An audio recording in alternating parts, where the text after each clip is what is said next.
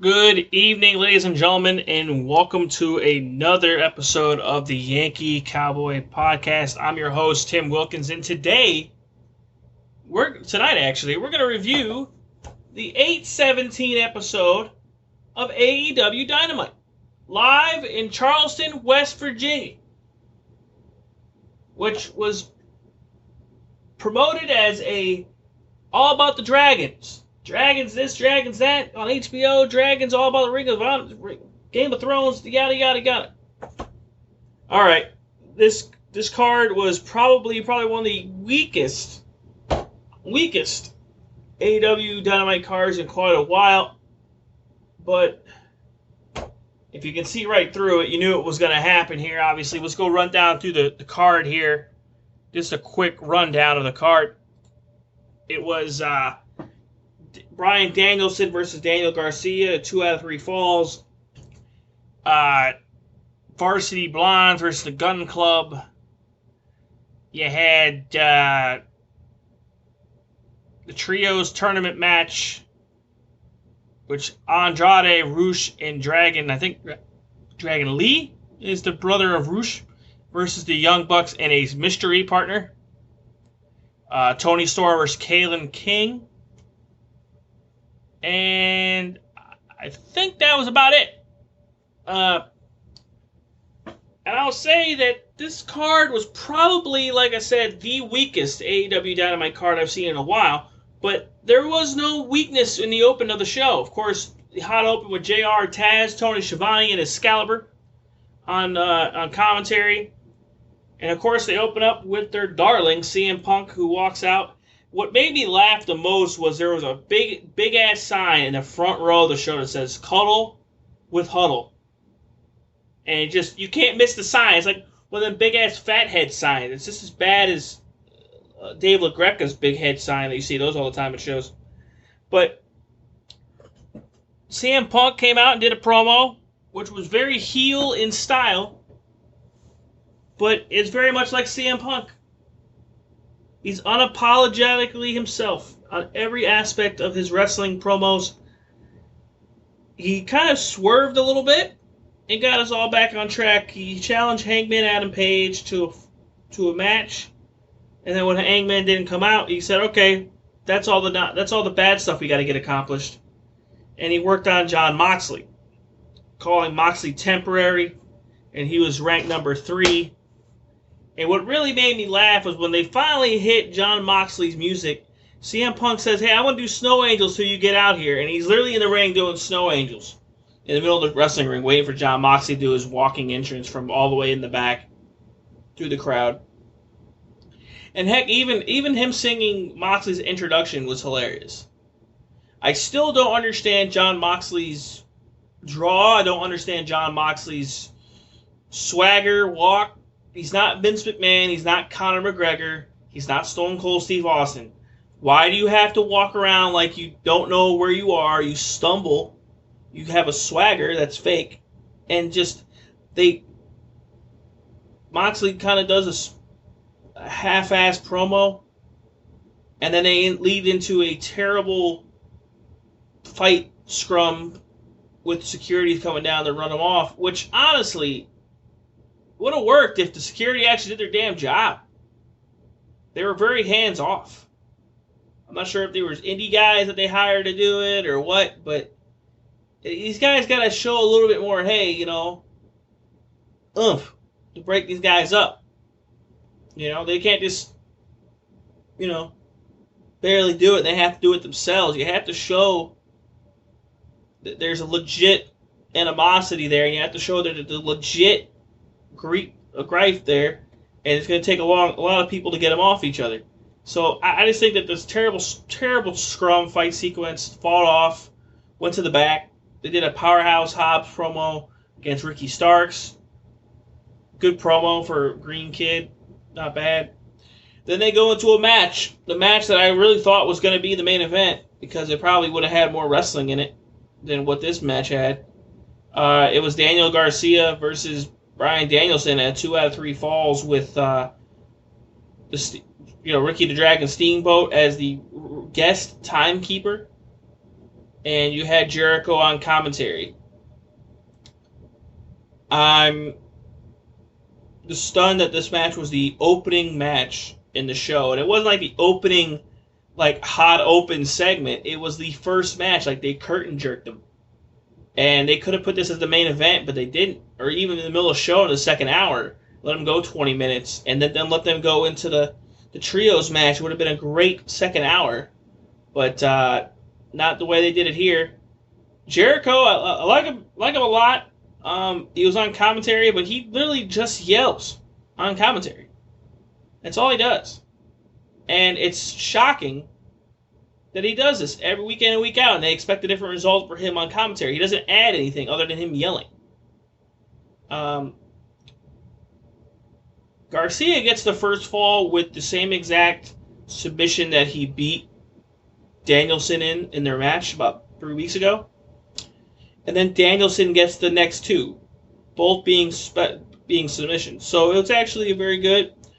They do kind of it's about, I'd say about 20 minutes long, 25. They went through about three segments, I think about 20 minutes.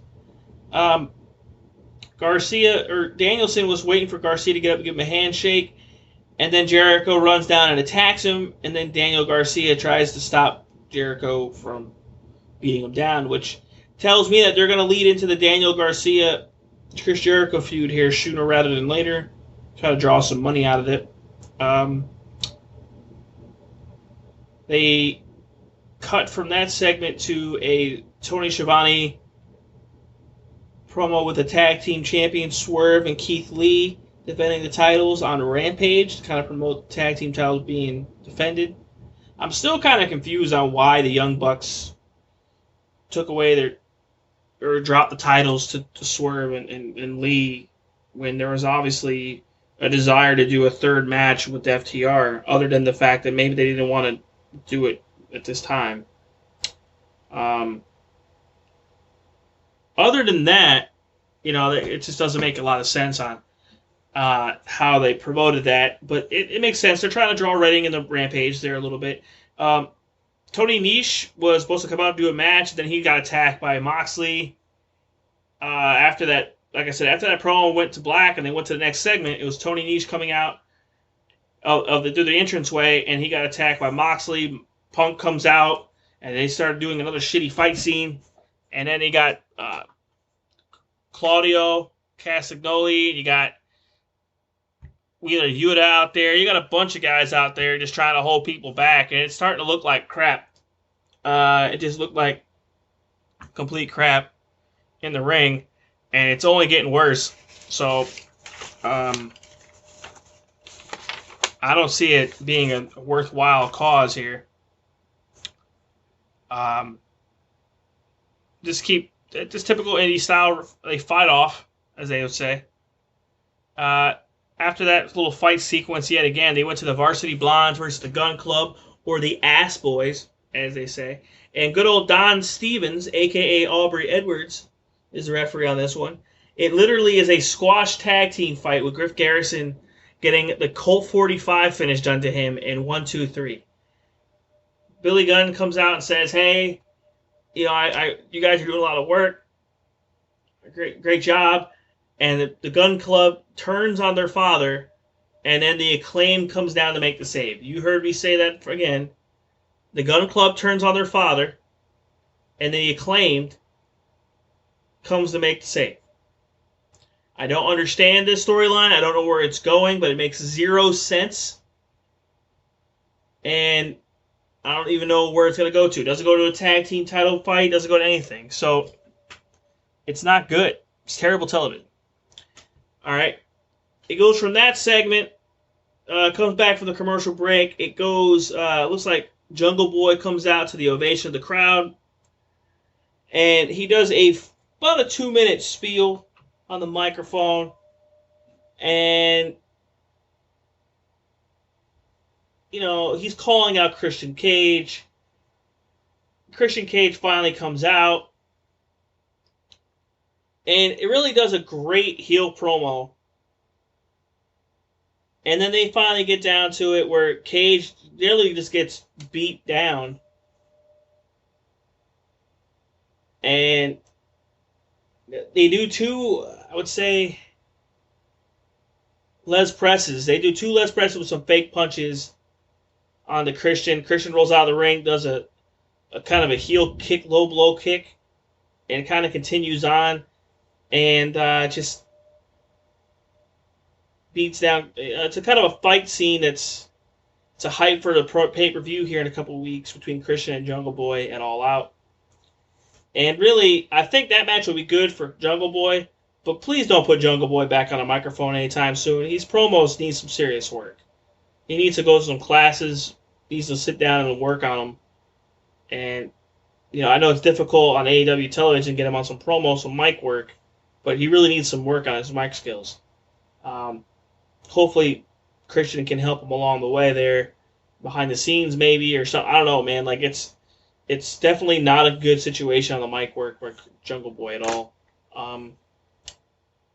The next match, was very, very kind of eagerly optimistic about it because it's Kaitlyn King versus Toni Storm. Kaitlyn King was trained by the Dudley Boys, and she has really good athleticism. So, really interested to see how this match would have gone. Obviously, there was a height advantage between the two ladies, between Kaitlyn King being bigger than Toni Storm. And really, King looked really strong here working in that heel role. Working with her athleticism, working clean with Toni Storm. The match wasn't clunky. The crowd was just dead. It was just a 10, 12-minute match, and you could tell the crowd was pretty dead. I'll be very interested to see if Kaitlyn King does work for the WWE at some point in her career, because she does have the athleticism. She's tall, she's athletic, she's clean, she's crisp on her moveset. She doesn't try to do too much, and keeps it simple, which a lot of fans, I think me as a respectful wrestling fan, can actually enjoy.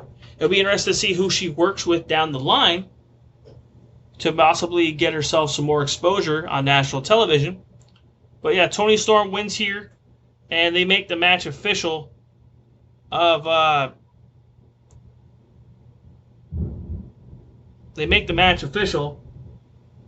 between Toni Storm and Thunder Rosa.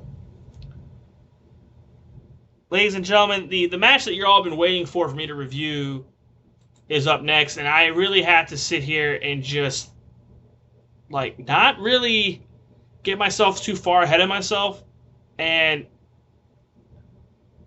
I had to kind of take a pause before I really sat down and reviewed this next match, because it shows me as a wrestling fan how much dedication I have to the sport when I actually pause and take it not just for what I just saw, but understand that there's obviously some reasonable, sort of logical explanation for some of this stuff.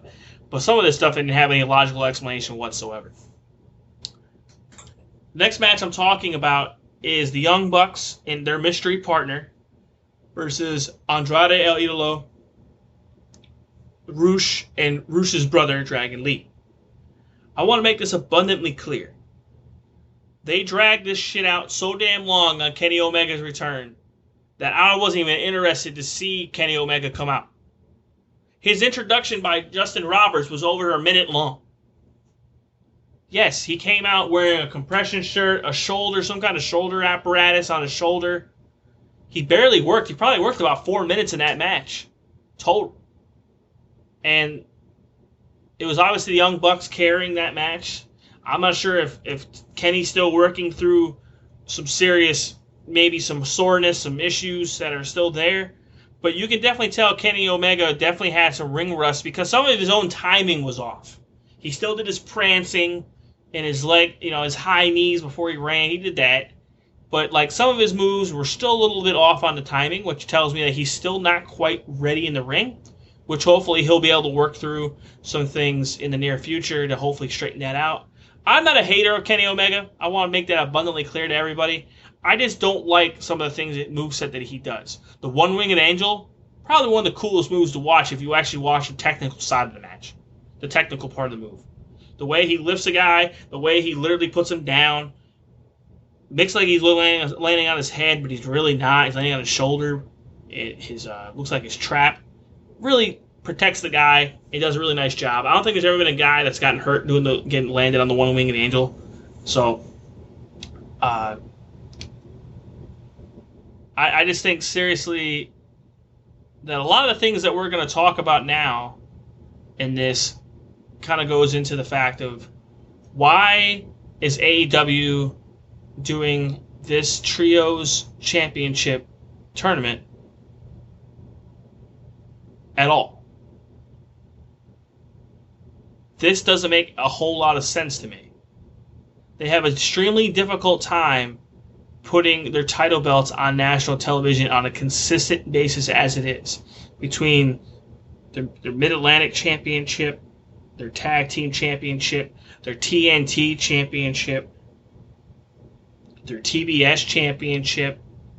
I understand that go on Rampage, but still a championship for the women's. The women's title, not very shown very often. I think logically, Tony Khan needs to sit down and re-examine where he goes. You can sit there and say he doesn't have enough TV time, which is fine. You can say that. But then don't have that many champions. Something has to give here. So, ladies and gentlemen, that is my review for the 8/17 edition of AEW Dynamite. Obviously, it was a quick episode of AEW Dynamite. It was actually a pretty eventful. I think the best match, which in my opinion still was surprisingly on first, was Daniel Garcia and Brian Danielson, which the moves itself and the way they kind of went to a conclusion was boring, but it could have went more, and they should have. So that being said, ladies and gentlemen, this is my review for the 8/17 edition of AEW Dynamite. Feel free to like and subscribe on YouTube. Feel free to follow me on Twitter at YankeeCowboy27. And looking forward to listening to all the comments. Like, subscribe, do all that. Hope everyone has a great weekend. This is Tim Wilkins signing off.